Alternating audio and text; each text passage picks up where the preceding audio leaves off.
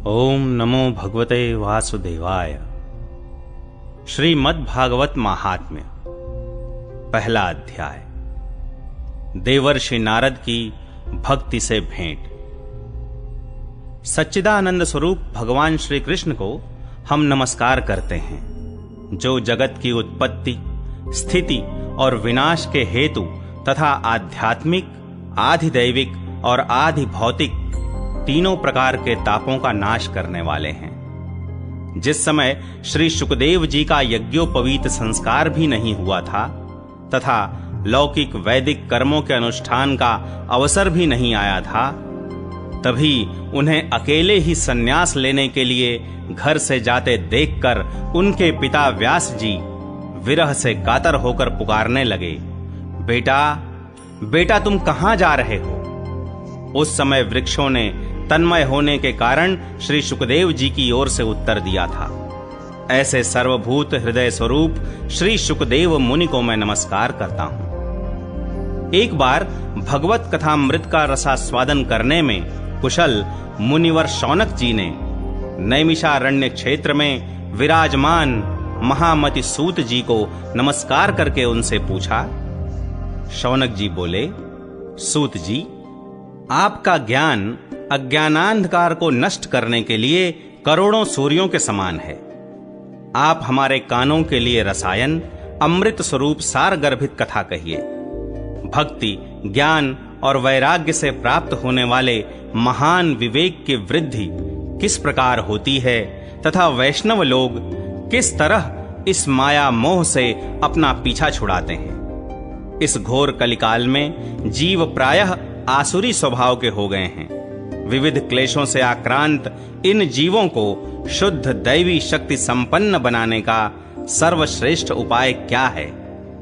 सूत जी, आप हमें कोई ऐसा शाश्वत साधन बताइए जो सबसे अधिक कल्याणकारी तथा पवित्र करने वालों में भी पवित्र हो तथा जो भगवान श्री कृष्ण की प्राप्ति करा दे। चिंतामणि केवल लौकिक सुख दे सकती है और कल्प वृक्ष अधिक से अधिक स्वर्गीय संपत्ति दे सकता है, परंतु गुरुदेव प्रसन्न होकर भगवान का योगी दुर्लभ नित्य वैकुंठ धाम दे देते हैं। सूत जी ने कहा, शौनक जी, तुम्हारे हृदय में भगवान का प्रेम है, इसलिए मैं विचार कर तुम्हें संपूर्ण सिद्धांतों का निष्कर्ष सुनाता हूं, जो जन्म मृत्यु के भय का नाश कर देता है, जो भक्ति के प्रवाह को बढ़ाता है और भगवान श्री कृष्ण की प्रसन्नता का प्रधान कारण है। मैं तुम्हें वह साधन बतलाता हूं, उसे सावधान होकर सुनो।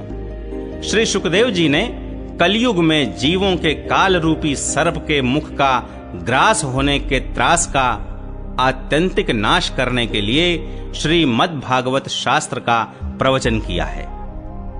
मन की शुद्धि के लिए इससे बढ़कर कोई साधन नहीं है। जब मनुष्य के जन्म जन्मांतर का पुण्य उदय होता है, तभी उसे इस भागवत शास्त्र की प्राप्ति होती है। जब शुकदेव जी राजा परीक्षित को यह कथा सुनाने के लिए सभा में विराजमान हुए, तब देवता लोग उनके पास अमृत का कलश लेकर आए। देवता अपना काम बनाने में बड़े कुशल होते हैं, अतः यहां भी सबने शुकदेव मुनि को नमस्कार करके कहा, आप यह अमृत लेकर बदले में हमें कथामृत का दान दीजिए।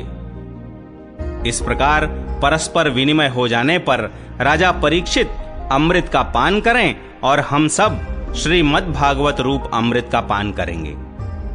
इस संसार में कहां कांच और कहां महामूल्य मणि तथा कहां सुधा और कहां कथा। श्री शुकदेव जी ने उस समय देवताओं की हंसी उड़ा दी। उन्हें भक्ति शून्य कथा का अनधिकारी जानकर कथामृत का दान नहीं किया। इस प्रकार यह श्रीमद्भागवत की कथा देवताओं को भी दुर्लभ है। पूर्व काल में श्रीमद्भागवत के श्रवण से ही राजा परीक्षित की मुक्ति देखकर ब्रह्मा जी को भी बड़ा आश्चर्य हुआ था। उन्होंने सत्यलोक में तराजू बांधकर सब साधनों को तौला। अन्य सभी साधन तौल में हल्के पड़ गए। अपने महत्व के कारण भागवत ही सबसे भारी रहा। यह देखकर सभी ऋषियों को बड़ा विस्मय हुआ। उन्होंने कलयुग में इस भगवत रूप भागवत शास्त्र को ही पढ़ने सुनने से तत्काल मोक्ष देने वाला निश्चय किया। सप्ताह विधि से श्रवण करने पर यह निश्चय ही भक्ति प्रदान करता है। पूर्व काल में इसे दया परायण सनकादि ने देवर्षि नारद को सुनाया था। यद्यपि देवर्षि ने पहले ब्रह्मा जी के मुख से इसे श्रवण कर लिया था, तथापि सप्ताह श्रवण की विधि तो उन्हें सनकादि ने ही बताई थी।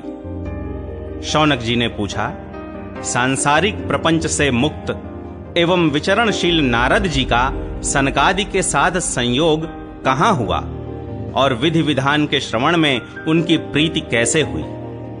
सूत जी ने कहा, अब मैं तुम्हें वह भक्ति पूर्ण कथानक सुनाता हूं जो श्री सुखदेव जी ने मुझे अपना अनन्य शिष्य जानकर एकांत में सुनाया था।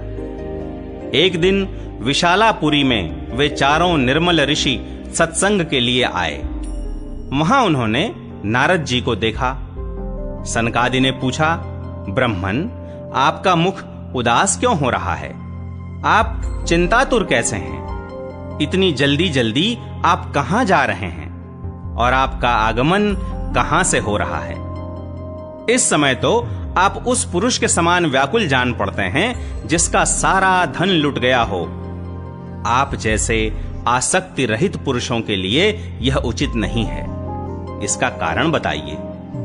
नारद जी ने कहा, मैं सर्वोत्तम लोक समझकर पृथ्वी में आया था।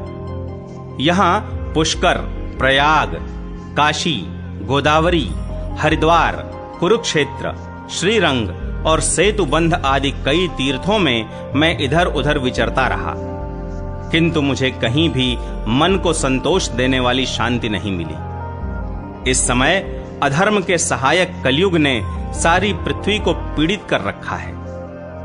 अब यहां सत्य, तप, शौच, दया, दान आदि कुछ भी नहीं है। बेचारे जीव केवल अपना पेट पालने में लगे हुए हैं।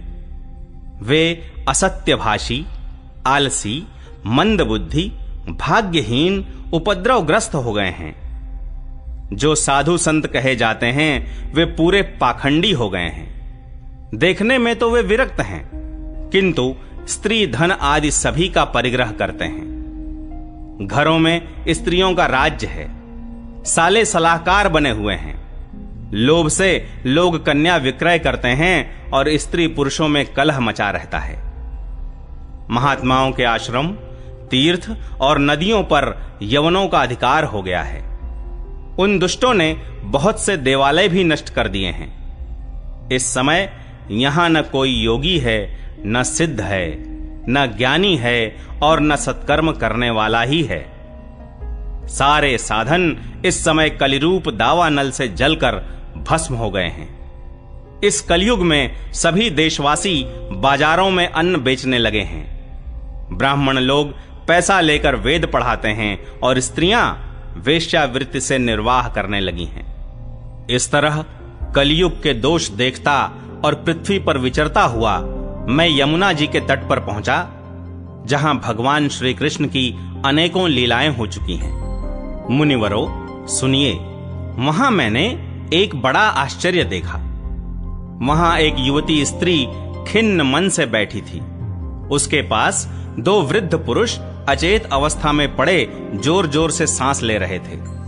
वह तरुणी उनकी सेवा करती हुई कभी उन्हें चेत कराने का प्रयत्न करती और कभी उनके आगे रोने लगती थी। वह अपने शरीर के रक्षक परमात्मा को दसों दिशाओं में देख रही थी। उसके चारों ओर सैकड़ों स्त्रियां उसे पंखा झल रही थीं और बार बार समझाती जाती थीं। दूर से यह सब चरित्र देखकर मैं कुतूहलवश उसके पास चला गया। मुझे देखकर वह युवती खड़ी हो गई और बड़ी व्याकुल होकर कहने लगी। युवती ने कहा, अजी महात्मा जी, क्षण भर ठहर जाइए और मेरी चिंता को भी नष्ट कर दीजिए। आपका दर्शन तो संसार के सभी पापों को सर्वथा नष्ट कर देने वाला है। आपके वचनों से मेरे दुख की भी बहुत कुछ शांति हो जाएगी। मनुष्य का जब बड़ा भाग्य होता है तभी आपके दर्शन हुआ करते हैं। नारद जी कहते हैं, तब मैंने उस स्त्री से पूछा, देवी तुम कौन हो? ये दोनों पुरुष तुम्हारे क्या होते हैं? और तुम्हारे पास ये कमल नयनी देवियां कौन हैं? तुम हमें विस्तार से अपने दुख का कारण बताओ। युवती ने कहा, मेरा नाम भक्ति है। ये ज्ञान और वैराग्य नामक मेरे पुत्र हैं। समय के फेर से ही ये ऐसे जर्जर हो गए हैं। ये देवियां गंगा जी आदि नदियां हैं। ये सब मेरी सेवा करने के लिए ही आई हैं। इस प्रकार साक्षात देवियों के द्वारा सेवित होने पर भी मुझे सुख शांति नहीं है। तपोधन, अब ध्यान देकर मेरा वृत्तांत सुनिए। मेरी कथा वैसे तो प्रसिद्ध है, फिर भी उसे सुनकर आप मुझे शांति प्रदान करें। मैं द्रविड़ देश में उत्पन्न हुई, कर्नाटक में बढ़ी, कहीं कहीं महाराष्ट्र में सम्मानित हुई, किंतु गुजरात में मुझको बुढ़ापे ने आ घेरा। वहां घोर कलयुग के प्रभाव से पाखंडियों ने मुझे अंग भंग कर दिया। चिरकाल तक यह अवस्था रहने के कारण मैं अपने पुत्रों के साथ दुर्बल और निस्तेज हो गई। अब जब से मैं वृंदावन आई, तब से पुनः परम सुंदरी स्वरूपवती नवयुवती हो गई हूं। किंतु सामने पड़े हुए ये दोनों मेरे पुत्र थके मांदे दुखी हो रहे हैं। अब मैं यह स्थान छोड़कर अन्यत्र जाना चाहती हूं। ये दोनों बूढ़े हो गए हैं, इसी दुख से मैं दुखी हूं। मैं तरुणी क्यों और ये दोनों मेरे पुत्र बूढ़े क्यों? हम तीनों साथ साथ रहने वाले हैं, फिर यह विपरीतता क्यों? होना तो यह चाहिए कि माता बूढ़ी हो और पुत्र तरुण। इसी से मैं आश्चर्यचकित चित्त से अपनी इस अवस्था पर शोक करती रहती हूं। आप परम बुद्धिमान एवं योग निधि हैं। इसका क्या कारण हो सकता है, बताइए। नारद जी ने कहा, साध्वी, मैं अपने हृदय में ज्ञान दृष्टि से तुम्हारे संपूर्ण दुख का कारण देखता हूं। तुम्हें विषाद नहीं करना चाहिए। श्री हरि तुम्हारा कल्याण करेंगे। सूत जी कहते हैं, मुनिवर नारद जी ने एक क्षण में ही उसका कारण जानकर कहा। नारद जी ने कहा, देवी सावधान होकर सुनो, यह दारुण कलयुग है। इसी से इस समय सदाचार, योग मार्ग और तप आदि सभी लुप्त हो गए हैं। लोग शठता और दुष्कर्म में लगकर अघासुर बन रहे हैं। संसार में जहां देखो वहीं सत्पुरुष दुख से म्लान हैं और दुष्ट सुखी हो रहे हैं। इस समय जिस बुद्धिमान पुरुष का धैर्य बना रहे, वही बड़ा ज्ञानी या पंडित है। पृथ्वी क्रमशः प्रतिवर्ष शेष जी के लिए भार रूप होती जा रही है।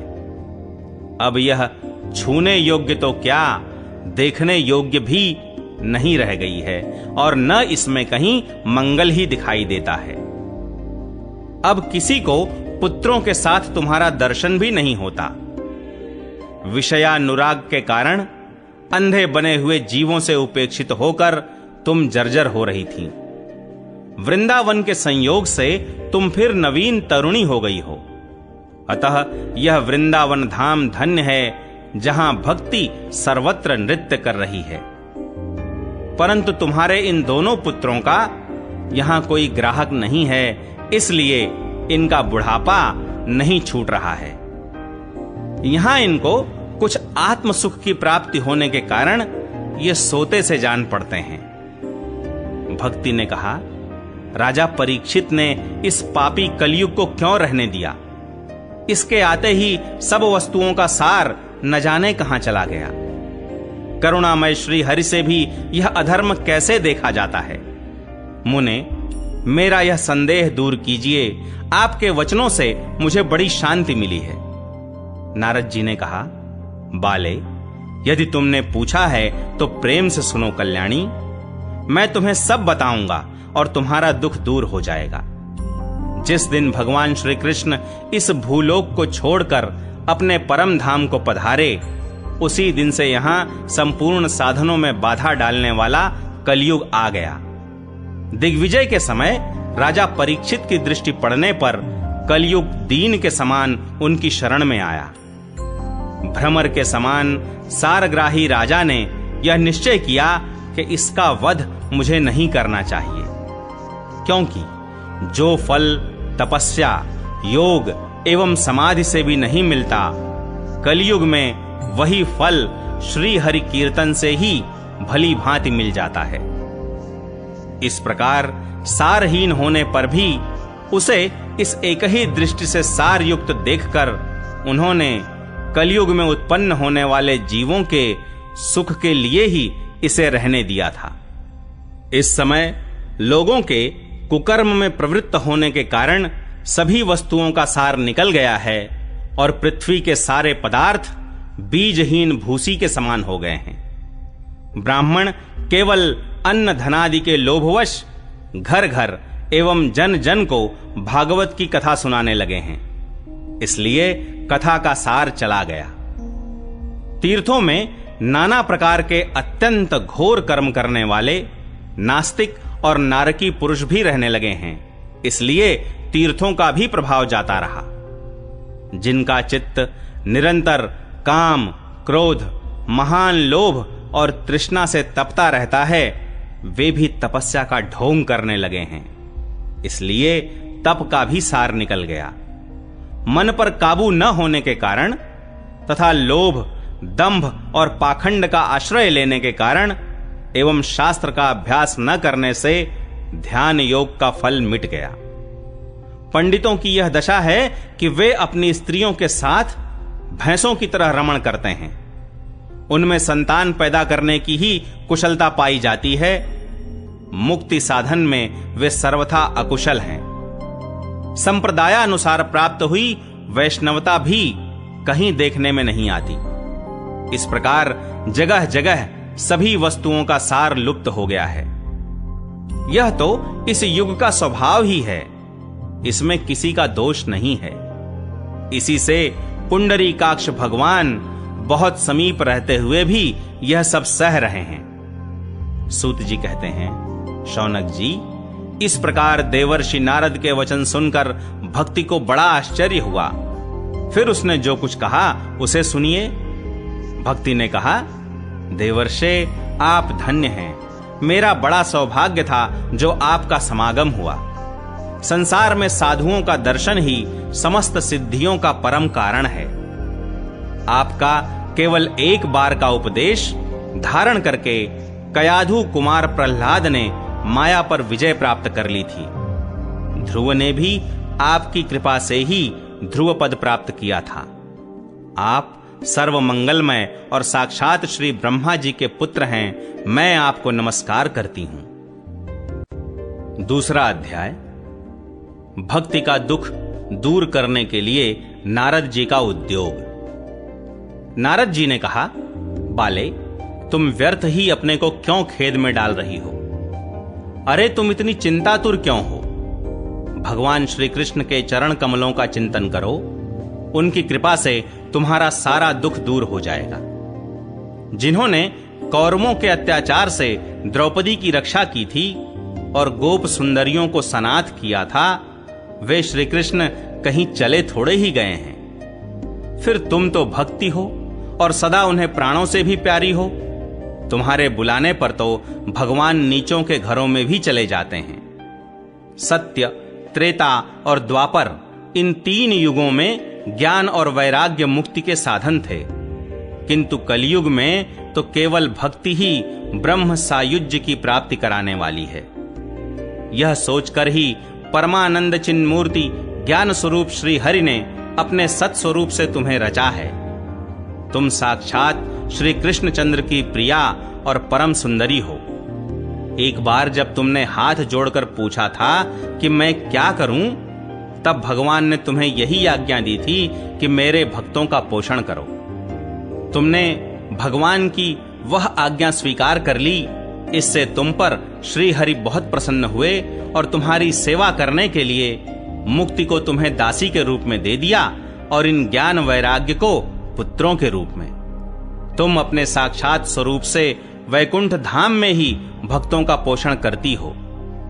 भूलोक में तो तुमने उनकी पुष्टि के लिए केवल छाया रूप धारण कर रखा है। तब तुम मुक्ति, ज्ञान और वैराग्य को साथ लिए पृथ्वी तल पर आईं और सत्य युग से द्वापर पर्यंत बड़े आनंद से रहीं। कलयुग में तुम्हारी दासी मुक्ति पाखंड रूप रोग से पीड़ित होकर क्षीण होने लगी थी, इसीलिए वह तो तुरंत ही तुम्हारी आज्ञा से वैकुंठ लोक को चली गई। इस लोक में भी तुम्हारे स्मरण करने से ही वह आती है और फिर चली जाती है, किंतु इन ज्ञान वैराग्य को तुमने पुत्र मानकर अपने पास ही रख छोड़ा है। फिर भी कलयुग में इनकी उपेक्षा होने के कारण तुम्हारे ये पुत्र उत्साहहीन और वृद्ध हो गए हैं। फिर भी तुम चिंता न करो, मैं इनके नवजीवन का उपाय सोचता हूं। सुमुखी, कलि के समान कोई भी युग नहीं है। इस युग में मैं तुम्हें घर घर में प्रत्येक पुरुष के हृदय में स्थापित कर दूंगा। देखो, अन्य सब धर्मों को दबाकर और भक्ति विषयक महोत्सवों को आगे रखकर यदि मैंने लोक में तुम्हारा प्रचार न किया तो मैं श्री हरि का दास नहीं। इस कलयुग में जो जीव तुमसे युक्त होंगे वे पापी होने पर भी बेखटके भगवान श्री कृष्ण के अभय धाम को प्राप्त होंगे। जिनके हृदय में निरंतर प्रेम रूपिणी भक्ति निवास करती है, वे शुद्धांतःकरण पुरुष स्वप्न में भी यमराज को नहीं देखते। जिनके हृदय में भक्ति महारानी का निवास है, उन्हें प्रेत, पिशाच, राक्षस या दैत्य आदि स्पर्श करने में भी समर्थ नहीं हो सकते। भगवान तप, वेदाध्ययन, ज्ञान और कर्म आदि किसी भी साधन से वश में नहीं किए जा सकते। वे केवल भक्ति से ही वशीभूत होते हैं। इसमें श्री गोपीजन प्रमाण है। मनुष्यों का सहस्त्रों जन्म के पुण्य प्रताप से भक्ति में अनुराग होता है। कलयुग में केवल भक्ति ही सार है। भक्ति से तो साक्षात श्री कृष्णचंद्र सामने उपस्थित हो जाते हैं। जो लोग भक्ति से द्रोह करते हैं, वे तीनों लोकों में दुख ही दुख पाते हैं। पूर्व काल में भक्त का तिरस्कार करने वाले दुर्वासा ऋषि को बड़ा कष्ट उठाना पड़ा था। बस व्रत, तीर्थ, योग, यज्ञ और ज्ञान चर्चा आदि बहुत से साधनों की कोई आवश्यकता नहीं है। एकमात्र भक्ति ही मुक्ति देने वाली है।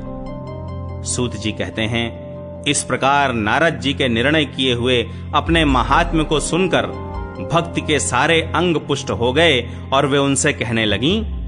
भक्ति ने कहा, नारद जी आप धन्य हैं, आपकी मुझ में निश्चल प्रीति है।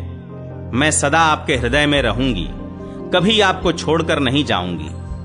साधो, आप बड़े कृपालु हैं। आपने क्षण भर में ही मेरा सारा दुख दूर कर दिया, किंतु अभी मेरे पुत्रों में चेतना नहीं आई है। आप इन्हें शीघ्र ही सचेत कर दीजिए, जगा दीजिए। सूत जी कहते हैं, भक्ति के ये वचन सुनकर नारद जी को बड़ी करुणा आई और वे उन्हें हाथ से हिला डुलाकर जगाने लगे। फिर उनके कान के पास मुंह लगाकर जोर से कहा, ओ ज्ञान, जल्दी जग पड़ो। ओ वैराग्य, जल्दी जग पड़ो। फिर उन्होंने वेद ध्वनि, वेदांत घोष और बार बार गीता पाठ करके उन्हें जगाया। इससे वे जैसे तैसे बहुत जोर लगाकर उठे, किंतु आलस्य के कारण वे दोनों जम्भाई लेते रहे, नेत्र उघाड़कर देख भी नहीं सके। उनके बाल बगुलों की तरह सफेद हो गए थे। उनके अंग प्रायः सूखे काठ के समान निस्तेज और कठोर हो गए थे। इस प्रकार भूख प्यास के मारे अत्यंत दुर्बल होने के कारण उन्हें फिर सोते देख नारद जी को बड़ी चिंता हुई और वे सोचने लगे, अब मुझे क्या करना चाहिए। इनकी यह नींद और इससे भी बढ़कर इनकी वृद्धावस्था कैसे दूर हो। शौनक जी, इस प्रकार चिंता करते करते वे भगवान का स्मरण करने लगे। उसी समय यह आकाशवाणी हुई कि मुने, खेद मत करो, तुम्हारा यह उद्योग निस्संदेह सफल होगा। देवर्षे, इसके लिए तुम एक सत्कर्म करो, वह कर्म तुम्हें संत शिरोमणि महानुभाव बताएंगे। उस सत्कर्म का अनुष्ठान करते ही क्षण भर में उनकी नींद और वृद्धावस्था चली जाएगी, तथा सर्वत्र भक्ति का प्रसार होगा। यह आकाशवाणी वहां सभी को साफ साफ सुनाई दी। इससे नारद जी को बड़ा विस्मय हुआ और वे कहने लगे, मुझे तो इसका कुछ आशय समझ में नहीं आया। नारद जी बोले, इस आकाशवाणी ने भी गुप्त रूप में ही बात कही है। यह नहीं बताया कि वह कौन सा साधन किया जाए जिससे इनका कार्य सिद्ध हो। वे संत न जाने कहां मिलेंगे और किस प्रकार उस साधन को बताएंगे। अब आकाशवाणी ने जो कुछ कहा है उसके अनुसार मुझे क्या करना चाहिए? सूत जी कहते हैं, शौनक जी, तब ज्ञान वैराग्य दोनों को वहीं छोड़कर नारद मुनि वहां से चल पड़े और प्रत्येक तीर्थ में जा जाकर मार्ग में मिलने वाले मुनीश्वरों से वह साधन पूछने लगे। उनकी उस बात को सुनते तो सब थे, किंतु उसके विषय में कोई कुछ भी निश्चित उत्तर न देता। किन्हीं ने उसे असाध्य बताया, कोई बोले इसका ठीक ठीक पता लगना ही कठिन है। कोई सुनकर चुप रह गए और कोई तो अपनी अवज्ञा होने के भय से बात को टाल टूल कर खिसक गए। त्रिलोकी में महान आश्चर्यजनक हाहाकार मच गया। लोग आपस में कानाफूसी करने लगे, भाई, जब वेद ध्वनि, वेदांत घोष और बार बार गीता पाठ सुनाने पर भी भक्ति, ज्ञान और वैराग्य ये तीनों नहीं जगाए जा सके, तब और कोई उपाय नहीं है। स्वयं योगीराज नारद को भी जिसका ज्ञान नहीं है, उसे दूसरे संसारी लोग कैसे बता सकते हैं? इस प्रकार जिन जिन ऋषियों से इसके विषय में पूछा गया, उन्होंने निर्णय करके यही कहा कि यह बात दुसाध्य ही है। तब नारद जी बहुत चिंतातुर हुए और बदरी वन में आए। ज्ञान वैराग्य को जगाने के लिए वहां उन्होंने यह निश्चय किया कि मैं तप करूंगा।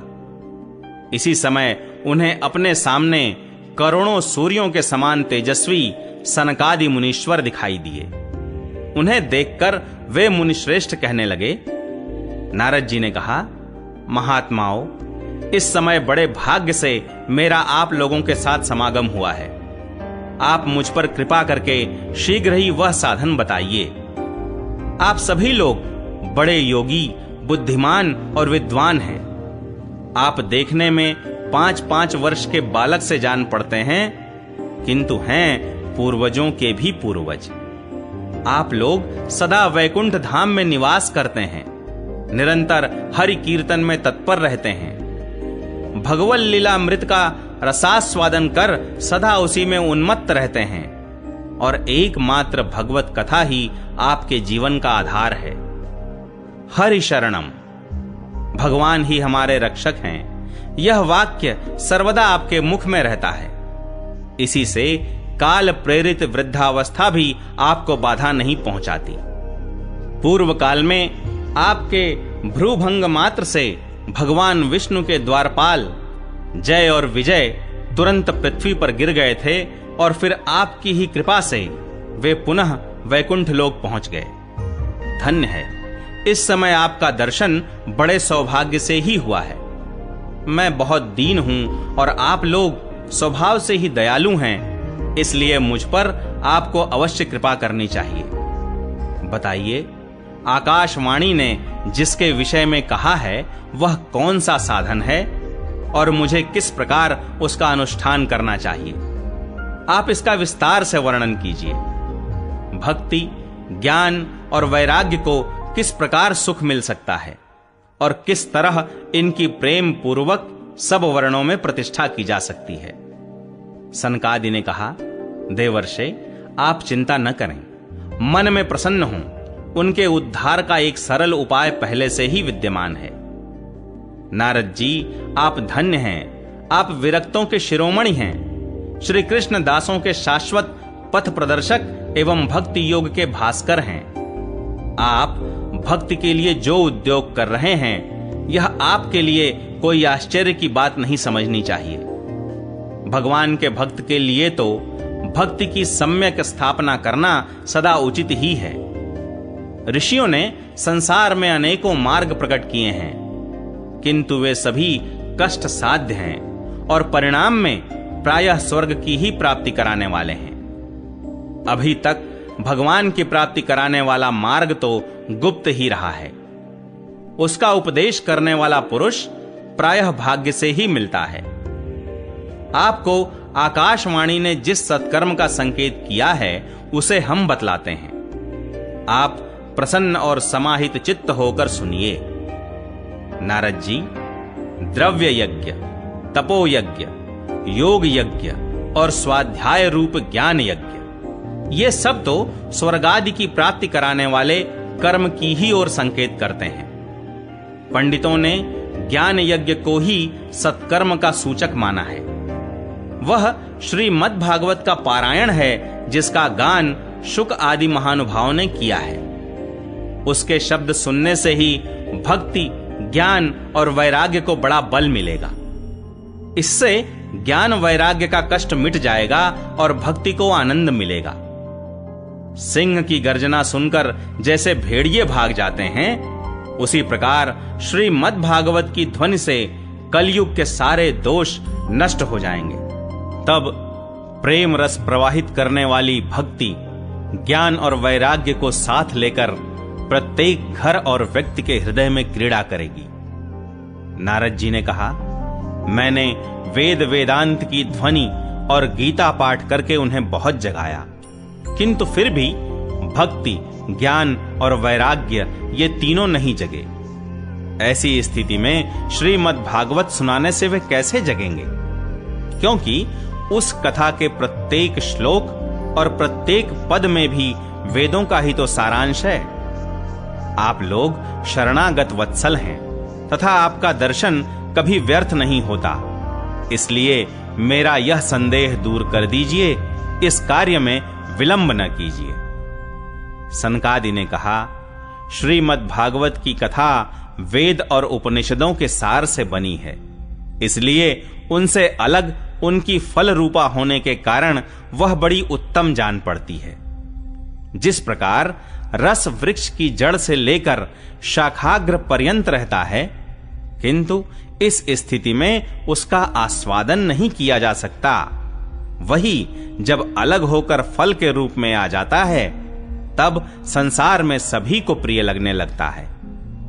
दूध में घी रहता ही है, किंतु उस समय उसका अलग स्वाद नहीं मिलता, वही जब उससे अलग हो जाता है, तब देवताओं के लिए भी स्वादवर्धक हो जाता है। खांड ईख के ओर छोर और बीच में भी व्याप्त रहती है, तथापि अलग होने पर उसकी कुछ और ही मिठास होती है। ऐसी ही यह भागवत की कथा है। यह भागवत पुराण वेदों के समान है। श्री व्यास देव ने इसे भक्ति, ज्ञान और वैराग्य की स्थापना के लिए प्रकाशित किया है।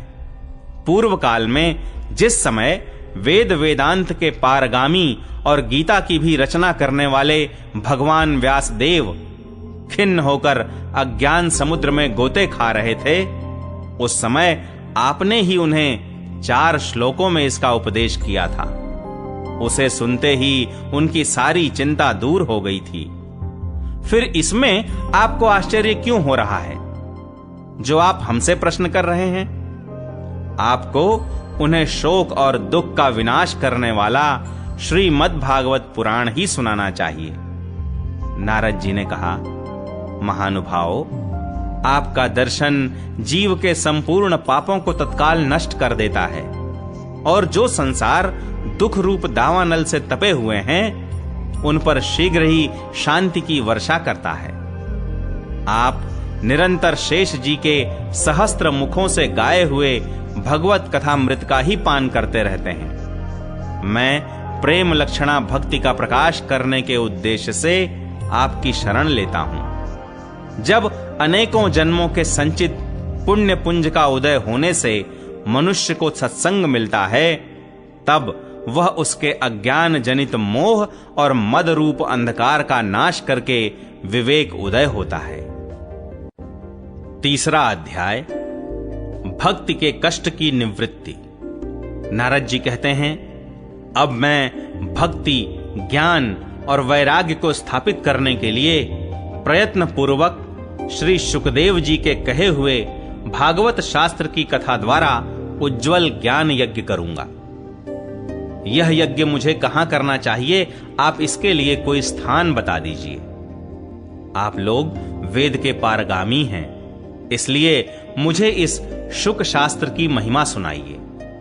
यह भी बताइए कि श्रीमद् भागवत की कथा कितने दिनों में सुनानी चाहिए और उसके सुनने की विधि क्या है। सनकादि बोले, नारद जी, आप बड़े विनीत और विवेकी हैं। सुनिए, हम आपको ये सब बातें बताते हैं। हरिद्वार के पास आनंद नाम का एक घाट है। वहां अनेकों ऋषि रहते हैं तथा देवता और सिद्ध लोग भी उसका सेवन करते रहते हैं। भांति भांति के वृक्ष और लताओं के कारण वह बड़ा सघन है और वहां बड़ी कोमल नवीन बालू बिछी हुई है। वह घाट बड़ा ही सुरम्य और एकांत प्रदेश में है। वहां हर समय सुनहले कमलों की सुगंध आया करती है। उसके आसपास रहने वाले सिंह, हाथी आदि परस्पर विरोधी जीवों के चित्त में भी वैर भाव नहीं है। वहां आप बिना किसी विशेष प्रयत्न के ही ज्ञान यज्ञ आरंभ कर दीजिए। उस स्थान पर कथा में अपूर्व रस का उदय होगा। भक्ति भी अपनी आंखों के ही सामने निर्बल और जरा जीर्ण अवस्था में पड़े हुए ज्ञान और वैराग्य को साथ लेकर वहां आ जाएगी, क्योंकि जहां भी श्रीमद् भागवत की कथा होती है वहां ये भक्ति आदि अपने आप पहुंच जाते हैं। वहां कानों में कथा के शब्द पढ़ने से ये तीनों तरुण हो जाएंगे। सूत जी कहते हैं, इस प्रकार कहकर नारद जी के साथ सनकादि भी श्रीमद् भागवत कथामृत का पान करने के लिए वहां से तुरंत गंगा तट पर चले आए। जिस समय वे तट पर पहुंचे, भूलोक, देवलोक और ब्रह्मलोक सभी जगह इस कथा का हल्ला हो गया। जो जो भगवत कथा के रसिक विष्णु भक्त थे, वे सभी श्रीमद् भागवतामृत का पान करने के लिए सबसे आगे दौड़ दौड़ कर आने लगे।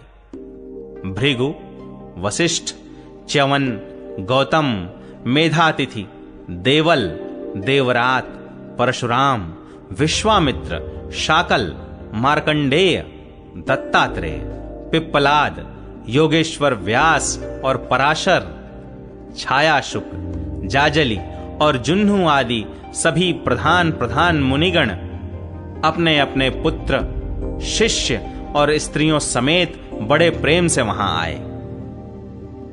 इनके सिवा वेद, वेदांत, मंत्र, तंत्र, 17 पुराण और 6 शास्त्र भी मूर्तिमान होकर वहां उपस्थित हुए। गंगा आदि नदियां, पुष्कर आदि सरोवर, कुरुक्षेत्र आदि समस्त क्षेत्र, सारी दिशाएं, दंडक आदि वन, हिमालय आदि पर्वत तथा देव, गंधर्व और दानव आदि सभी कथा सुनने चले आए। जो लोग अपने गौरव के कारण नहीं आए, महर्षि भृगु उन्हें समझा बुझा कर ले आए। तब कथा सुनाने के लिए दीक्षित होकर श्री कृष्ण परायण सनकादि नारद जी के दिए हुए श्रेष्ठ आसन पर विराजमान हुए। उस समय सभी श्रोताओं ने उनकी वंदना की। श्रोताओं में वैष्णव, विरक्त, सन्यासी और ब्रह्मचारी लोग आगे बैठे और उन सब के आगे नारद जी विराजमान हुए। एक ओर ऋषिगण, एक ओर देवता, एक ओर वेद और उपनिषद आदि तथा एक ओर तीर्थ बैठे और दूसरी ओर स्त्रियां बैठी। उस समय सब ओर जय जयकार, नमस्कार और शंखों का शब्द होने लगा और अबीर, गुलाल, खील एवं फूलों की खूब वर्षा होने लगी। कोई कोई देवश्रेष्ठ तो विमानों पर चढ़कर वहां बैठे हुए सब लोगों पर कल्प वृक्ष के पुष्पों की वर्षा करने लगे। सूत जी कहते हैं, इस प्रकार पूजा समाप्त होने पर जब सब लोग एकाग्र चित्त हो गए, तब सनकादि ऋषि महात्मा नारद को श्रीमद् भागवत का महात्म्य स्पष्ट करके सुनाने लगे। सनकादि ने कहा, अब हम आपको इस भागवत शास्त्र की महिमा सुनाते हैं। इसके श्रवण मात्र से मुक्ति हाथ लग जाती है। श्रीमद् भागवत की कथा का सदा सर्वदा सेवन, आस्वादन करना चाहिए। इसके श्रवण मात्र से श्री हरि हृदय में आ विराजते हैं। इस ग्रंथ में 18,000 श्लोक और 12 स्कंध हैं तथा श्री शुकदेव और राजा परीक्षित का संवाद है। आप यह भागवत शास्त्र ध्यान देकर सुनिए। यह जीव तभी तक अज्ञानवश इस संसार चक्र में भटकता है जब तक क्षण भर के लिए भी कानों में इस सुख शास्त्र की कथा नहीं पड़ती। बहुत से शास्त्र और पुराण सुनने से क्या लाभ है? इससे तो व्यर्थ का भ्रम बढ़ता है। मुक्ति देने के लिए तो एकमात्र भागवत शास्त्र ही गरज रहा है। जिस घर में नित्य प्रति श्रीमद् भागवत की कथा होती है वह तीर्थ रूप हो जाता है और जो लोग उसमें रहते हैं उनके सारे पाप नष्ट हो जाते हैं। हजारों अश्वमेध और सैकड़ों वाजपेय यज्ञ इस शुक शास्त्र की कथा का 16वां अंश भी नहीं हो सकते। तपोधनों, जब तक लोग अच्छी तरह श्रीमद् भागवत का श्रवण नहीं करते तभी तक उनके शरीर में पाप निवास करते हैं। फल की दृष्टि से इस शुक शास्त्र कथा की समता गंगा, गया, काशी, पुष्कर या प्रयाग कोई तीर्थ भी नहीं कर सकता।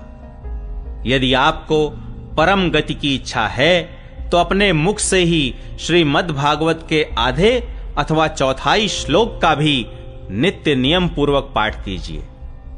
ओमकार, गायत्री, पुरुष सूक्त, तीनों वेद, श्रीमद् भागवत, ओम नमो भगवते वासुदेवाय, यह 12 मंत्र 12 मूर्तियों वाले सूर्य भगवान, प्रयाग, संवत्सर रूप काल, ब्राह्मण, अग्निहोत्र, गौ, द्वादशी तिथि, तुलसी, वसंत ऋतु और भगवान पुरुषोत्तम, इन सब में बुद्धिमान लोग वस्तुतः कोई अंतर नहीं मानते। जो पुरुष अहर्निश अर्थ सहित श्रीमद् भागवत शास्त्र का पाठ करता है उसके करोड़ों जन्मों का पाप नष्ट हो जाता है। इसमें तनिक भी संदेह नहीं है। जो पुरुष नित्य प्रति भागवत का आधा या चौथाई श्लोक भी पढ़ता है उसे राजसूय और अश्वमेध यज्ञों का फल मिलता है। नित्य भागवत का पाठ करना, भगवान का चिंतन करना, तुलसी को सींचना और गौ की सेवा करना, ये चारों समान हैं। जो पुरुष अंत समय में श्रीमद् भागवत का वाक्य सुन लेता है उस पर प्रसन्न होकर भगवान उसे वैकुंठ धाम देते हैं। जो पुरुष इसे सोने के सिंहासन पर रखकर विष्णु भक्त को दान करता है वह अवश्य ही भगवान का सायुज्य प्राप्त करता है। जिस दुष्ट ने अपनी सारी आयु में चित्त को एकाग्र करके श्रीमद् भागवतामृत का थोड़ा सा भी रसास्वादन नहीं किया उसने तो अपना सारा जन्म चांडाल और गधे के समान व्यर्थ ही गंवा दिया। वह तो अपनी माता को प्रसव पीड़ा पहुंचाने के लिए ही उत्पन्न हुआ। जिसने इस शुक शास्त्र के थोड़े से भी वचन नहीं सुने वह पापात्मा तो जीता हुआ ही मुर्दे के समान है। पृथ्वी के भार स्वरूप उस पशु तुल्य मनुष्य को धिक्कार है। यूं स्वर्गलोक में देवताओं में प्रधान इंद्रादि कहा करते हैं। संसार में श्रीमद् भागवत की कथा का मिलना अवश्य ही कठिन है। जब करोड़ों जन्मों का पुण्य होता है तभी इसकी प्राप्ति होती है। नारद जी, आप बड़े ही बुद्धिमान और योग निधि हैं। आप प्रयत्न पूर्वक कथा का श्रवण कीजिए। इसे सुनने के लिए दिनों का कोई नियम नहीं है। इसे तो सर्वदा ही सुनना अच्छा है। इसे सत्य भाषण और ब्रह्मचर्य पालन पूर्वक सर्वदा ही सुनना श्रेष्ठ माना गया है। किंतु कलयुग में ऐसा होना कठिन है, इसलिए इसकी शुकदेव जी ने जो विशेष विधि बताई है वह जान लेनी चाहिए। कलयुग में बहुत दिनों तक चित्त की वृत्तियों को वश में रखना, नियमों में बंधे रहना और किसी पुण्य कार्य के लिए दीक्षित रहना कठिन है। इसलिए सप्ताह श्रवण की विधि है। श्रद्धा पूर्वक कभी भी श्रवण करने से अथवा माघ मास में श्रवण करने से जो फल होता है वही फल श्री शुकदेव जी ने सप्ताह श्रवण में निर्धारित किया है। मन के असंयम, रोगों की बहुलता और आयु की अल्पता के कारण तथा कलयुग में अनेकों दोषों की संभावना से ही सप्ताह श्रवण का विधान किया गया है।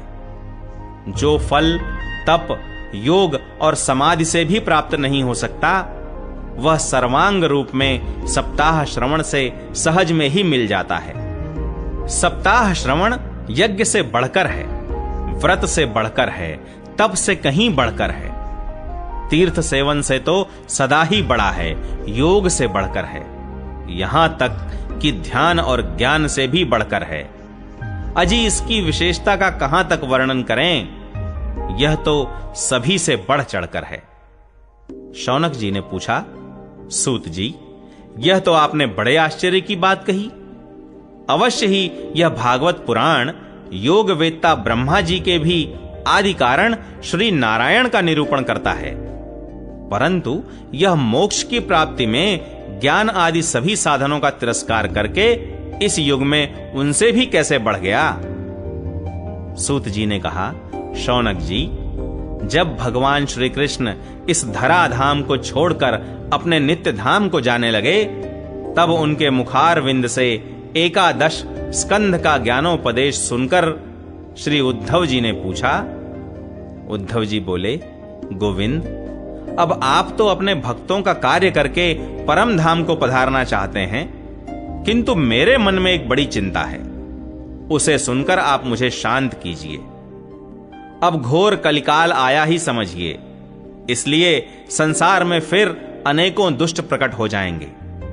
उनके संसर्ग से जब अनेकों सत्पुरुष भी उग्र प्रकृति के हो जाएंगे, तब उनके भार से दबकर यह गो रूपिणी पृथ्वी किसकी शरण में जाएगी। कमल नयन, मुझे तो आपको छोड़कर इसकी रक्षा करने वाला कोई दूसरा नहीं दिखाई देता, इसलिए भक्त वत्सल, आप साधुओं पर कृपा करके यहां से मत जाइए। भगवन, आपने निराकार और चिन्मात्र होकर भी भक्तों के लिए ही तो यह सगुण रूप धारण किया है, फिर भला आपका वियोग होने पर वे भक्त जन पृथ्वी पर कैसे रह सकेंगे। निर्गुणोपासना में तो बड़ा कष्ट है, इसलिए कुछ और विचार कीजिए। प्रभास क्षेत्र में उद्धव जी के ये वचन सुनकर भगवान सोचने लगे कि भक्तों के अवलंब के लिए मुझे क्या व्यवस्था करनी चाहिए। शौनक जी, तब भगवान ने अपनी सारी शक्ति भागवत में रख दी। वे अंतर्धान होकर इस भागवत समुद्र में प्रवेश कर गए, इसलिए यह भगवान की साक्षात शब्दमयी मूर्ति है। इसके सेवन, श्रवण, पाठ अथवा दर्शन से ही मनुष्य के सारे पाप नष्ट हो जाते हैं। इसी से इसका सप्ताह श्रवण सबसे बढ़कर माना गया है और कलयुग में तो अन्य सब साधनों को छोड़कर यही प्रधान धर्म बताया गया है। कलिकाल में यही ऐसा धर्म है जो दुख, दरिद्रता, दुर्भाग्य और पापों की सफाई कर देता है तथा काम क्रोधादि शत्रुओं पर विजय दिलाता है। अन्यथा भगवान की इस माया से पीछा छुड़ाना देवताओं के लिए भी कठिन है, मनुष्य तो इसे छोड़ ही कैसे सकते हैं। अतः इससे छूटने के लिए भी सप्ताह श्रवण का विधान किया गया है। सूत जी कहते हैं, शौनक जी, जिस समय सनकादि मुनीश्वर इस प्रकार सप्ताह श्रवण की महिमा का बखान कर रहे थे, उस सभा में एक बड़ा आश्चर्य हुआ। उसे मैं तुम्हें बतलाता हूं, सुनो। वहां तरुणावस्था को प्राप्त हुए अपने दोनों पुत्रों को साथ लिए विशुद्ध प्रेम रूपा भक्ति बार बार श्री कृष्ण गोविंद हरे मुरारे हे नाथ नारायण वासुदेव आदि भगवान नामों का उच्चारण करती हुई अकस्मात प्रकट हो गईं। सभी सदस्यों ने देखा कि परम सुंदरी भक्ति रानी भागवत के अर्थों का आभूषण पहने वहां पधारी। मुनियों की उस सभा में सभी यह तर्क वितर्क करने लगे कि ये यहां कैसे आईं, कैसे प्रविष्ट हुईं। तब सनकादि ने कहा, ये भक्ति देवी अभी अभी कथा के अर्थ से निकली हैं।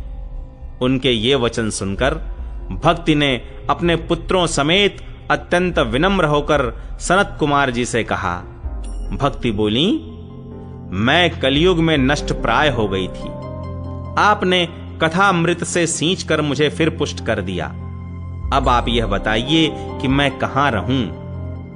यह सुनकर सनकादि ने उनसे कहा, तुम भक्तों को भगवान का स्वरूप प्रदान करने वाली, अनन्य प्रेम का संपादन करने वाली और संसार रोग को निर्मूल करने वाली हो, अतः तुम धैर्य धारण करके नित्य निरंतर विष्णु भक्तों के हृदयों में ही निवास करो। ये कलयुग के दोष भले ही सारे संसार पर अपना प्रभाव डालें, किंतु वहां तुम पर इनकी दृष्टि भी नहीं पड़ सकेगी। इस प्रकार उनकी आज्ञा पाते ही भक्ति तुरंत भगवत भक्तों के हृदयों में जा विराजी। जिनके हृदय में एकमात्र श्री हरि की भक्ति निवास करती है, वे त्रिलोकी में अत्यंत निर्धन होने पर भी परम धन्य हैं, क्योंकि इस भक्ति की डोरी से बंधकर तो साक्षात भगवान भी अपना परम धाम छोड़कर उनके हृदय में आकर बस जाते हैं। भूलोक में यह भागवत साक्षात परब्रह्म का विग्रह है। हम इसकी महिमा कहां तक वर्णन करें। इसका आश्रय लेकर इसे सुनाने से तो सुनने और सुनाने वाले दोनों को ही भगवान श्री कृष्ण की समता प्राप्त हो जाती है। अतः इसे छोड़कर अन्य धर्मों से क्या प्रयोजन है। चौथा अध्याय, गोकर्णोपाख्यान प्रारंभ। सूत जी कहते हैं, मुनिवर, उस समय अपने भक्तों के चित्त में अलौकिक भक्ति का प्रादुर्भाव हुआ देख भक्त वत्सल श्री भगवान अपना धाम छोड़कर वहां पधारे। उनके गले में वनमाला शोभा पा रही थी। श्री अंग सजल जलधर के समान श्याम वर्ण था। उस पर मनोहर पीतांबर सुशोभित था। कटि प्रदेश करधनी की लड़ियों से सुसज्जित था। सिर पर मुकुट की लटक और कानों में कुंडलों की झलक देखते ही बनती थी। वे त्रिभंग ललित भाव से खड़े हुए चित्त को चुराए लेते थे। वक्षस्थल पर कौस्तुभ मणि दमक रही थी। सारा श्रीअंग हरिचंदन से चर्चित था। उस रूप की शोभा क्या कहें। उसने तो मानो करोड़ों कामदेवों की रूप माधुरी छीन ली थी। वे परमानंद चिन्मूर्ति मधुराति मधुर मुरलीधर ऐसी अनुपम छवि से अपने भक्तों के निर्मल चित्तों में आविर्भूत हुए।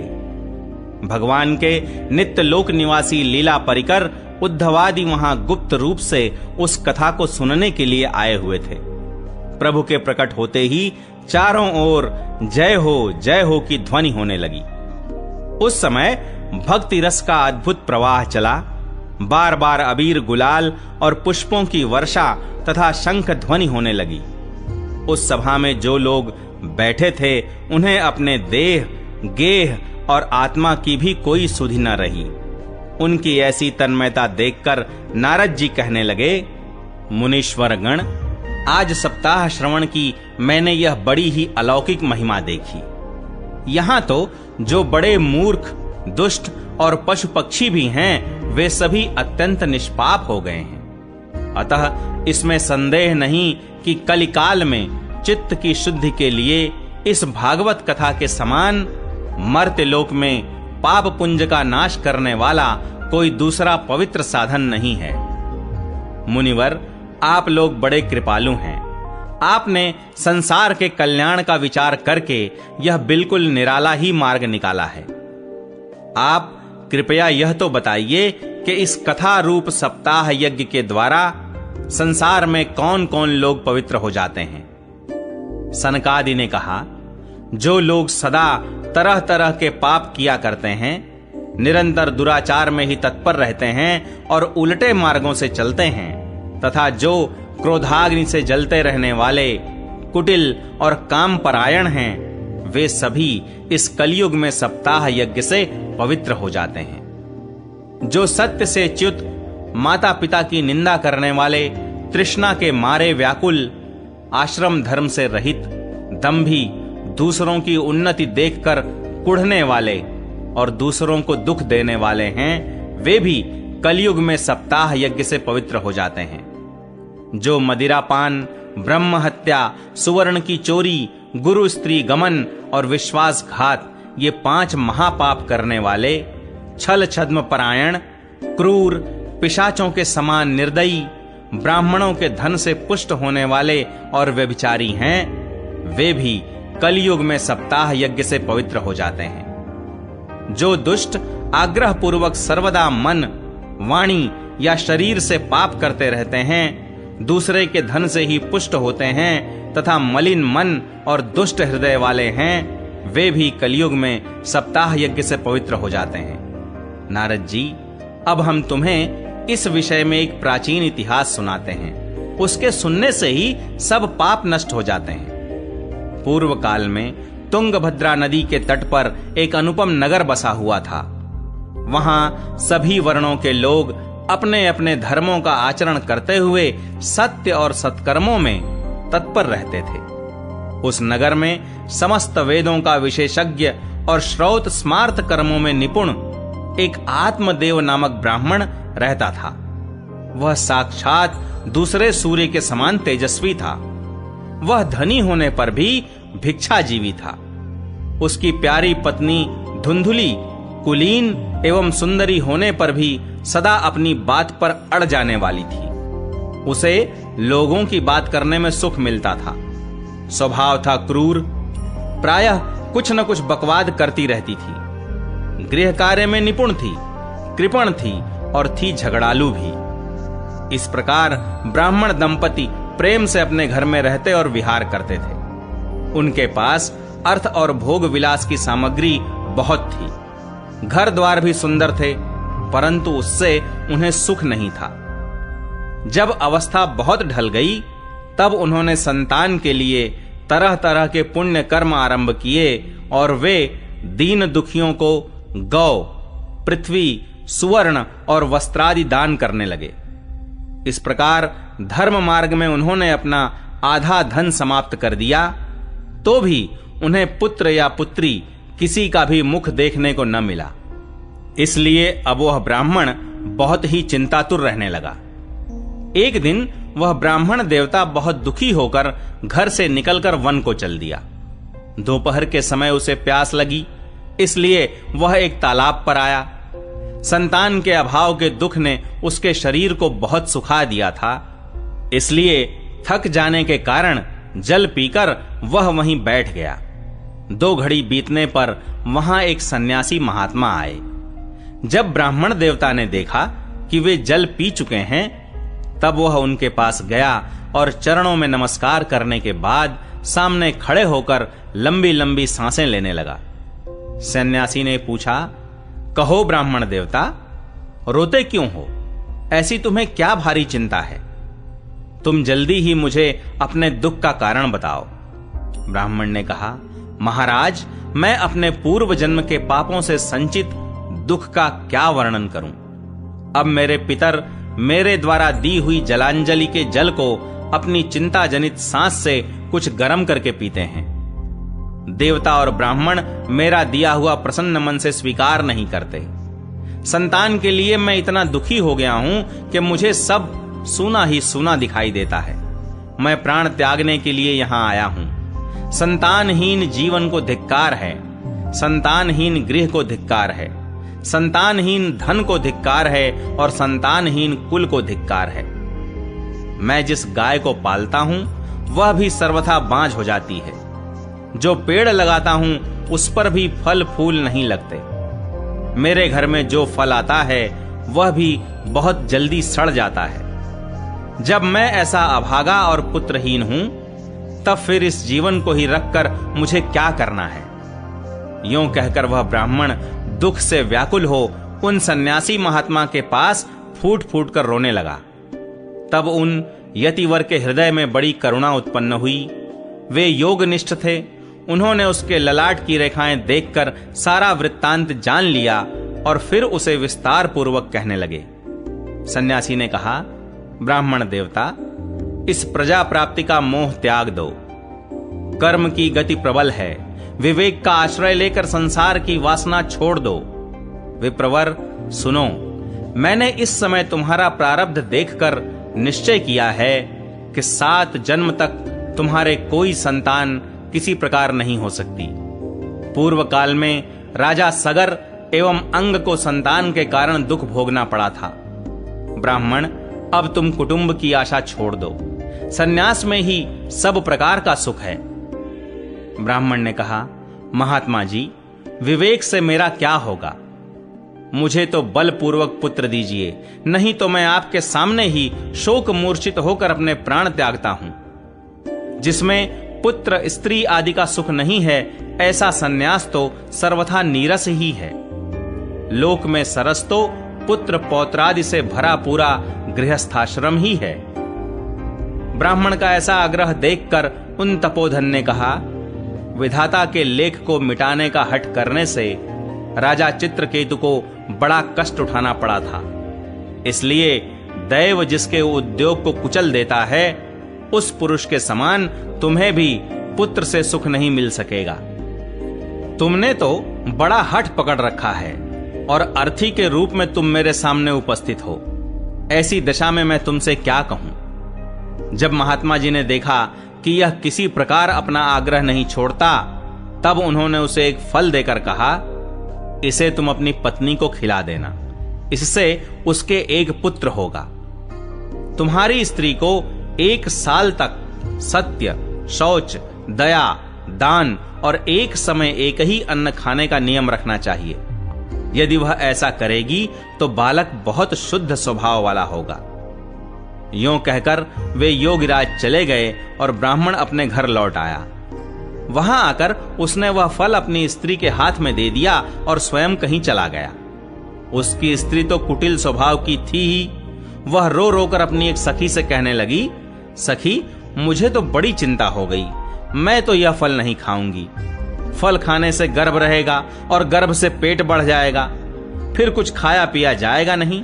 इससे मेरी शक्ति क्षीण हो जाएगी और तब बता, घर का धंधा कैसे होगा?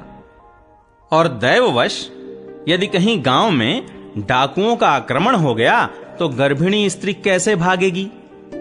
यदि सुखदेव जी की तरह यह गर्भ भी पेट में ही रह गया तो इसे बाहर कैसे निकाला जाएगा? और कहीं प्रसव काल के समय वह टेढ़ा हो गया तो फिर प्राणों से ही हाथ धोना पड़ेगा। यों भी प्रसव के समय बड़ी भयंकर पीड़ा होती है। मैं सुकुमारी भला ये सब कैसे सह सकूंगी? मैं जब दुर्बल पड़ जाऊंगी तब ननद रानी आकर घर का सब मालमत्ता समेट ले जाएंगी और मुझसे तो सत्य शौचादि नियमों का पालन होना भी कठिन ही जान पड़ता है। जो स्त्री बच्चा जनती है उसे उस बच्चे के लालन पालन में भी बड़ा कष्ट होता है। मेरे विचार से तो वंध्या या विधवा स्त्रियां ही सुखी हैं। मन में ऐसे ही तरह तरह के कुतर्क उठने से उसने वह फल नहीं खाया और जब उसके पति ने पूछा, फल खा लिया? तब उसने कह दिया, हां, खा लिया। एक दिन उसकी बहन अपने आप ही उसके घर आई।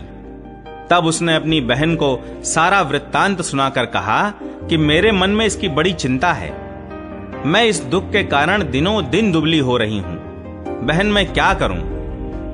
बहन ने कहा, मेरे पेट में बच्चा है, प्रसव होने पर वह बालक मैं तुझे दे दूंगी। तब तक तू गर्भवती के समान घर में गुप्त रूप से सुख से रह। तू मेरे पति को कुछ धन दे देगी तो वे तुझे अपना बालक दे देंगे। हम ऐसी युक्ति करेंगी कि जिसमें सब लोग यही कहें कि इसका बालक 6 महीने का होकर मर गया और मैं नित्य प्रति तेरे घर आकर उस बालक का पालन पोषण करती रहूंगी। तू इस समय इसकी जांच करने के लिए यह फल गौ को खिला दे। ब्राह्मणी ने स्त्री स्वभाववश जो जो उसकी बहन ने कहा था वैसे ही सब किया।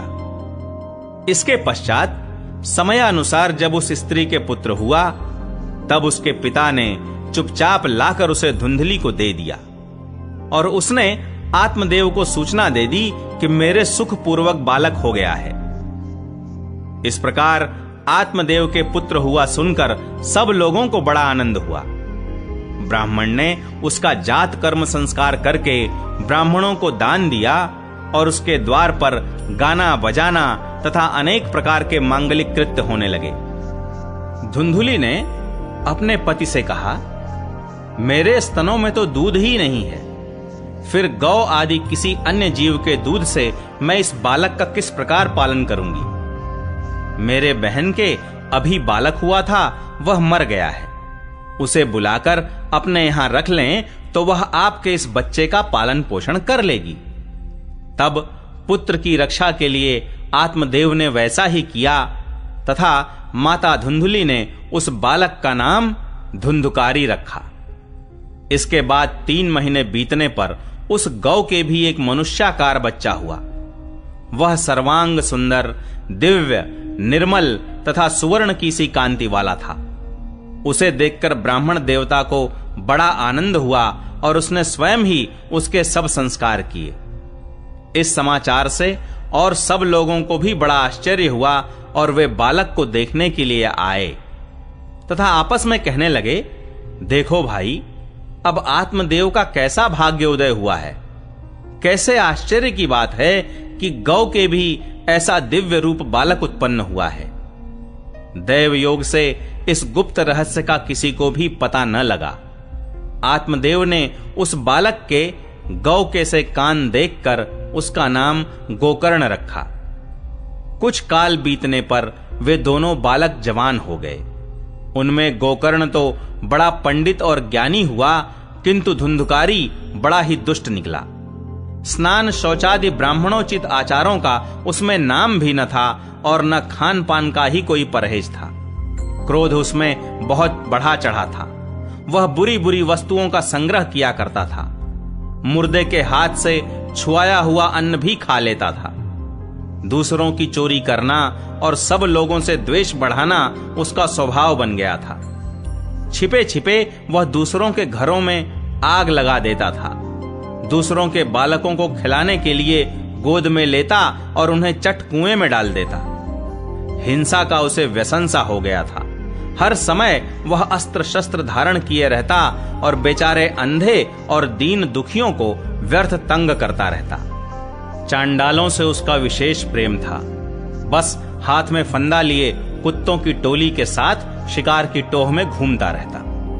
वेश्याओं के जाल में फंसकर उसने अपने पिता की सारी संपत्ति नष्ट कर दी। एक दिन माता पिता को मार पीट कर घर के सब बर्तन भांडे उठा ले गया। इस प्रकार जब सारी संपत्ति स्वाहा हो गई, तब उसका कृपण पिता फूट फूट कर रोने लगा और बोला, इससे तो इसकी मां का बांझ रहना ही अच्छा था। कुपुत्र तो बड़ा ही दुखदाई होता है। अब मैं कहां रहूं, कहां जाऊं? मेरे इस संकट को कौन काटेगा? हाय, मेरे ऊपर तो बड़ी विपत्ति आ पड़ी है। इस दुख के कारण अवश्य मुझे एक दिन प्राण छोड़ने पड़ेंगे। उसी समय परम ज्ञानी गोकर्ण जी वहां आए और उन्होंने पिता को वैराग्य का उपदेश करते हुए बहुत समझाया। वे बोले, पिताजी, यह संसार असार है। यह अत्यंत दुख रूप और मोह में डालने वाला है। पुत्र किसका, धन किसका? स्नेहवान पुरुष रात दिन दीपक के समान जलता रहता है। सुख न तो इंद्र को है और न चक्रवर्ती राजा को ही। सुख है तो केवल विरक्त एकांत जीवी मुनि को। यह मेरा पुत्र है, इस अज्ञान को छोड़ दीजिए। मोह से नरक की प्राप्ति होती है। यह शरीर तो नष्ट होगा ही, इसलिए सब कुछ छोड़कर वन में चले जाइए। गोकर्ण के वचन सुनकर आत्मदेव वन में जाने के लिए तैयार हो गया और उनसे कहने लगा, बेटा, वन में रहकर मुझे क्या करना चाहिए, यह मुझसे विस्तार पूर्वक कहो। मैं बड़ा मूर्ख हूं। अब तक कर्मवश स्नेह पाश में बंधा हुआ अपंग की भांति इस घर रूप अंधेरे कुएं में ही पड़ा रहा हूं। तुम बड़े दयालु हो, इससे मेरा उद्धार करो। गोकर्ण ने कहा, पिताजी, यह शरीर हड्डी, मांस और रुधिर का पिंड है। इसे आप मैं मानना छोड़ दें और स्त्री पुत्रादि को अपना कभी न माने। इस संसार को रात दिन क्षण भंगुर देखें। इसकी किसी भी वस्तु को स्थायी समझकर उसमें राग न करें। बस एकमात्र वैराग्य रस के रसिक होकर भगवान की भक्ति में लगे रहें। भगवत भजन ही सबसे बड़ा धर्म है। निरंतर उसी का आश्रय लिए रहें। अन्य सब प्रकार के लौकिक धर्मों से मुख मोड़ लें। सदा साधु जनों की सेवा करें। भोगों की लालसा को पास न फटकने दें तथा जल्दी से जल्दी दूसरों के गुण दोषों का विचार करना छोड़कर एकमात्र भगवत सेवा और भगवान की कथाओं के रस का ही पान करें। इस प्रकार पुत्र की वाणी से प्रभावित होकर आत्मदेव ने घर छोड़ दिया और वन की यात्रा की। यद्यपि उसकी आयु उस समय 60 वर्ष की हो चुकी थी, फिर भी बुद्धि में पूरी दृढ़ता थी। वहां रात दिन भगवान की सेवा पूजा करने से और नियम पूर्वक भागवत के 10वें स्कंध का पाठ करने से उसने भगवान श्री कृष्णचंद्र को प्राप्त कर लिया। 5वां अध्याय, धुंधुकारी को प्रेत योनि की प्राप्ति और उससे उद्धार। सूत जी कहते हैं, शौनक जी, पिता के वन चले जाने पर एक दिन धुंधुकारी ने अपनी माता को बहुत पीटा और कहा, बता धन कहां रखा है, नहीं तो अभी तेरी लुआठी से खबर लूंगा। उसकी इस धमकी से डरकर और पुत्र के उपद्रवों से दुखी होकर वह रात्रि के समय कुएं में जा गिरी और इसी से उसकी मृत्यु हो गई। योगनिष्ठ गोकर्ण जी तीर्थ यात्रा के लिए निकल गए। उन्हें इन घटनाओं से कोई सुख या दुख नहीं होता था, क्योंकि उनका न कोई मित्र था न शत्रु। धुंधुकारी 5 वेश्याओं के साथ घर में रहने लगा। उनके लिए भोग सामग्री जुटाने की चिंता ने उसकी बुद्धि नष्ट कर दी और वह नाना प्रकार के अत्यंत क्रूर कर्म करने लगा। एक दिन उन कुलटाओं ने उससे बहुत से गहने मांगे। वह तो काम से अंधा हो रहा था। मौत की उसे कभी याद नहीं आती थी। बस उन्हें जुटाने के लिए वह घर से निकल पड़ा। वह जहां तहां से बहुत सा धन चुराकर घर लौट आया तथा उन्हें कुछ सुंदर वस्त्र और आभूषण लाकर दिए। चोरी का बहुत माल देखकर रात्रि के समय स्त्रियों ने विचार किया कि यह नित्य ही चोरी करता है, इसलिए इसे किसी दिन अवश्य राजा पकड़ लेगा। राजा यह सारा धन छीनकर इसे निश्चय ही प्राण दंड। जब एक दिन इसे मरना ही है, तब हम ही धन की रक्षा के लिए गुप्त रूप से इसको क्यों न मार डालें।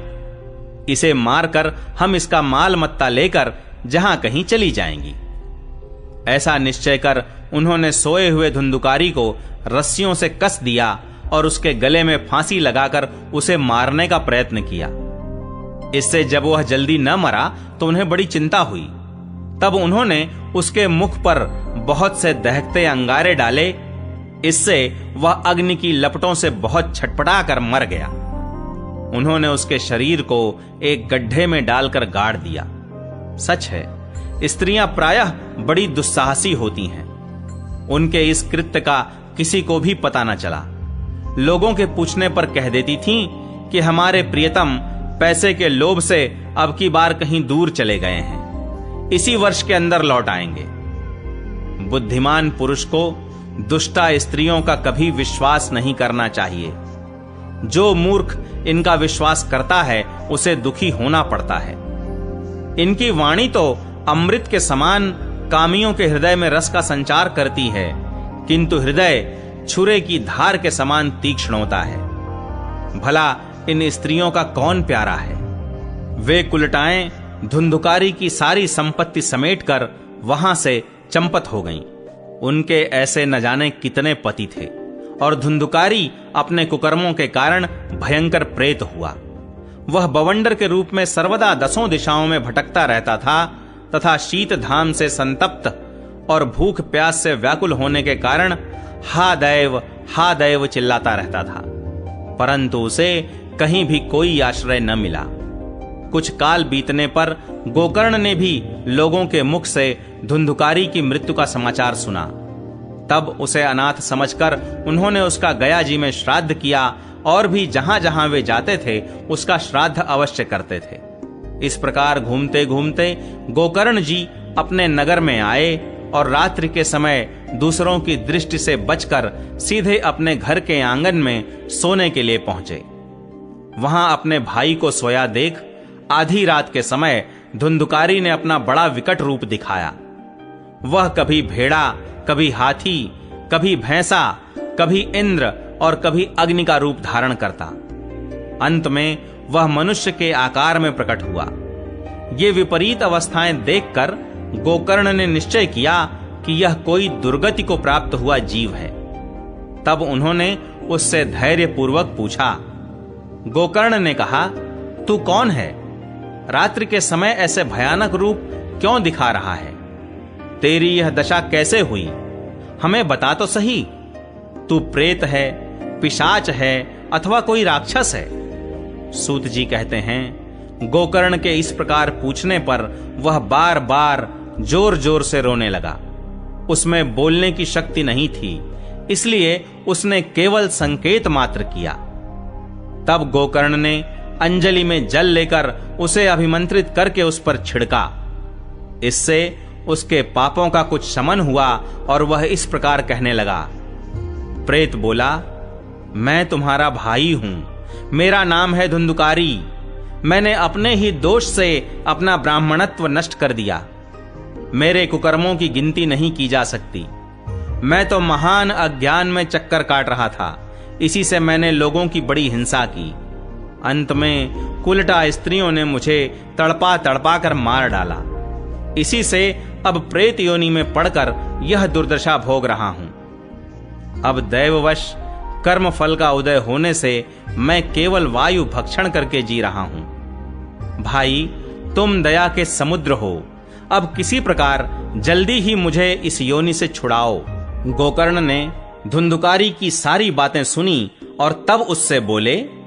गोकर्ण ने कहा, भाई, मुझे इस बात का बड़ा आश्चर्य है।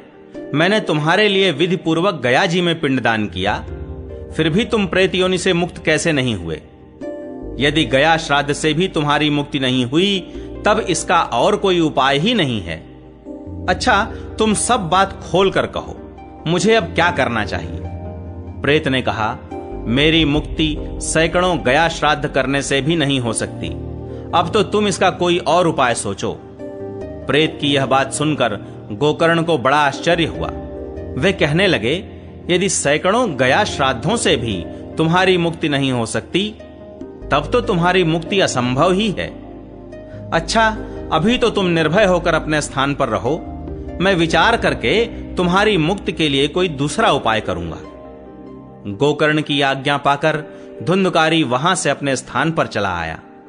इधर गोकर्ण ने रात भर विचार किया, तब भी उन्हें कोई उपाय नहीं सूझा। प्रातःकाल उनको आया देख लोग प्रेम से उनसे मिलने आए। तब गोकर्ण ने रात में जो कुछ जिस प्रकार हुआ था वह सब उन्हें सुना दिया। उनमें जो लोग विद्वान, योगनिष्ठ, ज्ञानी और वेदज्ञ थे, उन्होंने भी अनेकों शास्त्रों को उलट पलट कर देखा, तो भी उसकी मुक्ति का कोई उपाय न मिला। तब सबने यही निश्चय किया कि इस विषय में सूर्य नारायण जो आज्ञा करें वही करना चाहिए। अतः गोकर्ण ने अपने तपोबल से सूर्य की गति को रोक दिया।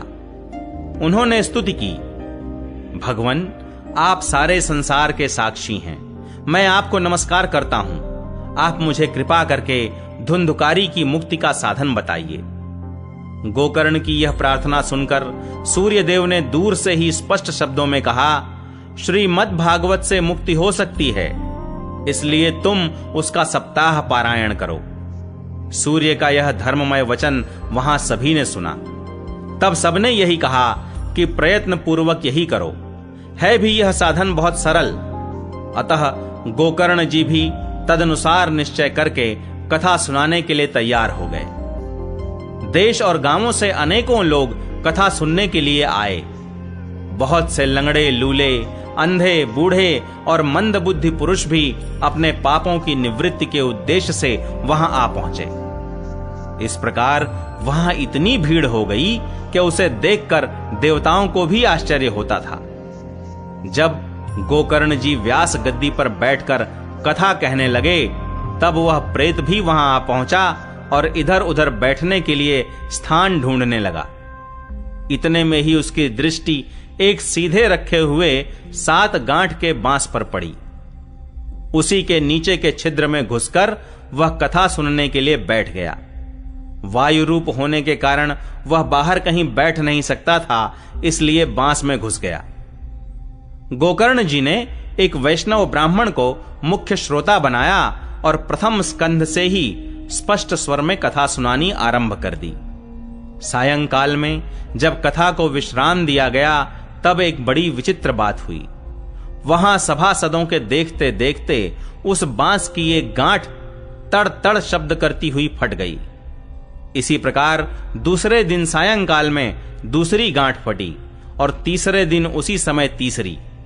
इस प्रकार 7 दिनों में 7 गांठों को फोड़कर धुंधकारी 12 स्कंधों के सुनने से पवित्र होकर प्रेत योनि से मुक्त हो गया और दिव्य रूप धारण करके सबके सामने प्रकट हुआ। उसका मेघ के समान श्याम शरीर पीतांबर और तुलसी की मालाओं से सुशोभित था तथा सिर पर मनोहर मुकुट और कानों में कमनीय कुंडल झिलमिला रहे थे।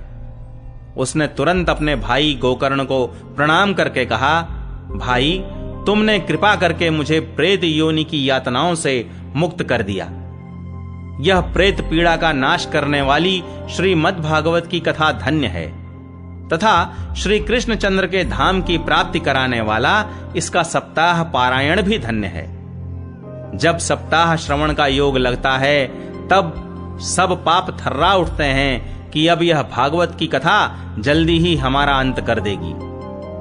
जिस प्रकार आग गीली सूखी छोटी बड़ी सब तरह की लकड़ियों को जला डालती है, उसी प्रकार यह सप्ताह श्रवण मन वचन और कर्म द्वारा किए हुए नए पुराने छोटे बड़े सभी प्रकार के पापों को भस्म कर देता है। विद्वानों ने देवताओं की सभा में कहा है कि जो लोग इस भारतवर्ष में श्रीमद् भागवत की कथा नहीं सुनते उनका जन्म वृथा ही है।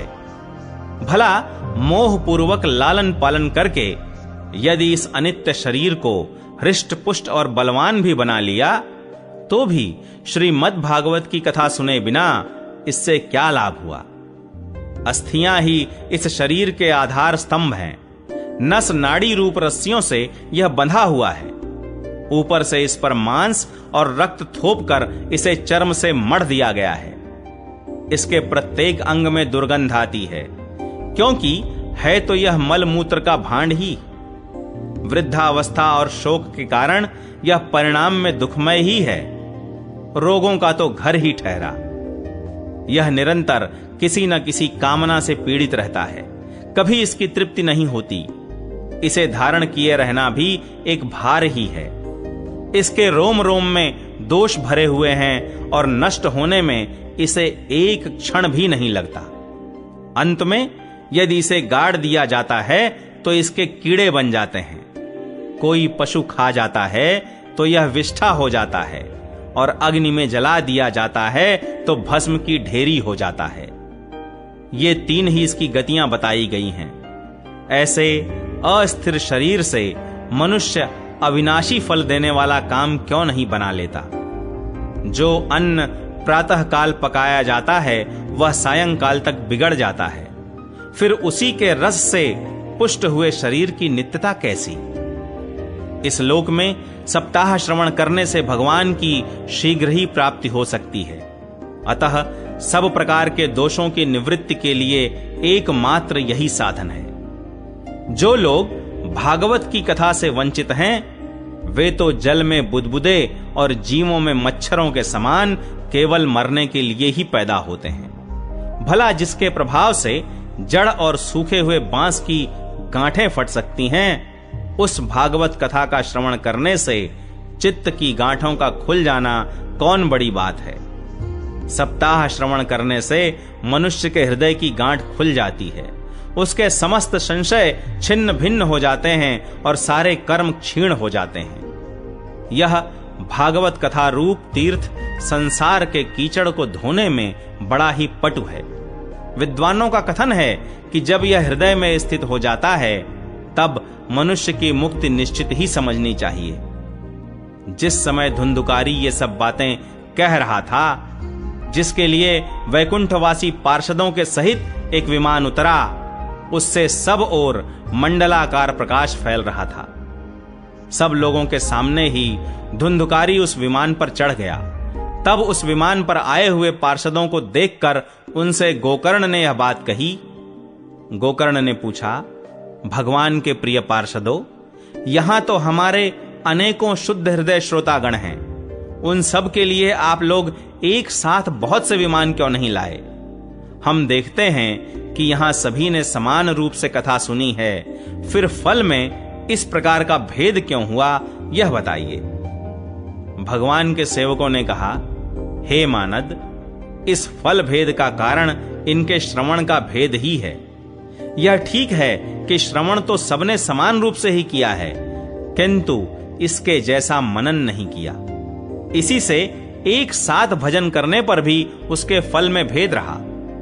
इस प्रेत ने 7 दिनों तक निराहार रहकर श्रवण किया था तथा सुने हुए विषय का स्थिर चित्त से यह खूब मनन निधिध्यासन भी करता रहता था।